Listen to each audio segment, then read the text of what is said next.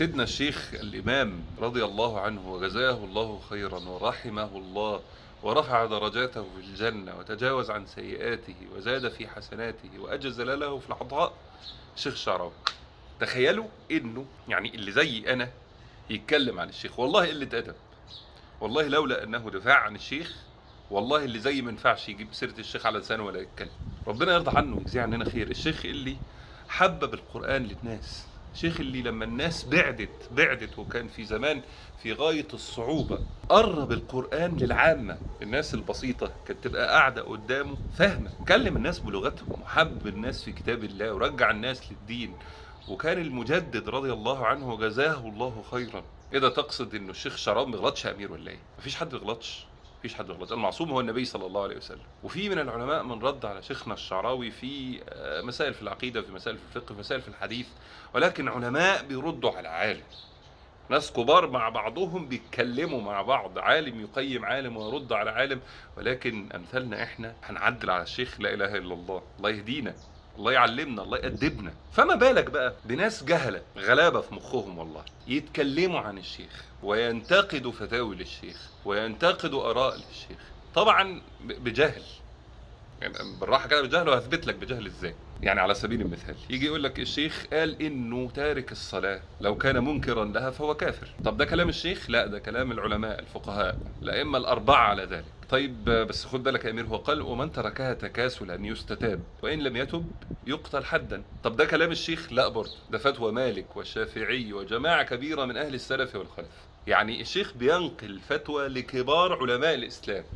مش عاجباك عشان انت بتصليش، دي قصتك، بس انت بتصليش دي مصيبة كبيرة، وده رأي الفقهاء فيك. يعني نقتل اولادنا ونجيب بنتي ولا ابني اللي ما بيصليش واذبحهم وبتاع، هذا الامر مش مسؤولية حضرتك تماما، ولكنه مسؤولية حاكم. لو الحاكم ده بيطبق الشريعة الاسلامية وجب عليه هذه الاحكام، لكن حضرتك لا والله ما تعملش حاجة. انت تدعوهم الى الدين وتعلمهم الصلاة من وهم صغيرين وتتبع سنة النبي صلى الله عليه وسلم، فانك تعلمهم وتدربهم، وزي ما النبي صلى الله عليه وسلم قال قد تقسو عليهم وتضرب، انه يتعلم الصلاة وان هو صغير فيحب الصلاة ويكمل. ده رأي الفقهاء مش رأي الشيخ. لما قال انه عمل المرأة له شروط، ضد المرأة ضد المرأة، عايزين نقلب الناس على حد، نقوم مختارين المرأة. ليه؟ لان المرأة مشاعرها متأججة، فقوم جايب انه الشيخ بيشتم في المرأة فنسخن الستات. والراجل جزاه الله خيرا كان بيتكلم عن شروط عمل الست، ازاي نحافظ على الست بره البيت فتبقى مصونة بإذن الله. وقال ان الشروط المنطقية لأي عاقل، يعني انه ما تعملش حاجة حرام، انه ما يبقاش في اختلاط محرم لا يرضي الله عز وجل، و من الشروط العقلانية تمام، اللي صاحب العقل اللي بس شم فقه من بعيد هيبقى ده رده. والشيخ الشعراوي قال انه من قتل في سبيل وطنه ما يبقاش شهيد. شوف وده دي الداعشيه، مش عارف اللي هو ايه، عايزين نخوف الناس من اي حد، نقول دي افكار الداعش ومش عارف ايه. ده حديث النبي صلى الله عليه وسلم لما سئل عن الرجل الذي يقاتل رياء والذي يقاتل حميه يعني عشان الوطن او عشان القبيله، والذي يقاتل في سبيل الله، منهم في سبيل الله، قال من قتل لتكون كلمه الله هي العليا فهو في سبيل الله. ده حديث عن النبي صلى الله عليه وسلم، حديث صحيح، انه النية تبقى اني اقاتل في سبيل الله، بس انا بحب وطني وبحب، ايوه ماشي ممتاز، بس النية انك تقاتل في سبيل الله، انك كلمة الله تكون هي العليا، ده في سبيل الله. طيب غير كده ده ايه؟ ده شهيد الوطن، شهيد الواجب، شهيد الحب، شهيد الشيء اللي مات من اجله، ولكن الشهيد في سبيل الله هو من قاتل في سبيل الله. ده حديث النبي عليه الصلاة والسلام. شوف بينقموا عن الشيخ ايه بقى، وخد من ده كتير. احنا ممكن لو مشينا مسألة هنلاقي ان كل واحدة منهم طالعة من النبي صلى الله عليه وسلم، طالعة من الفقهاء، وهو ده الهدف يا حبيبي.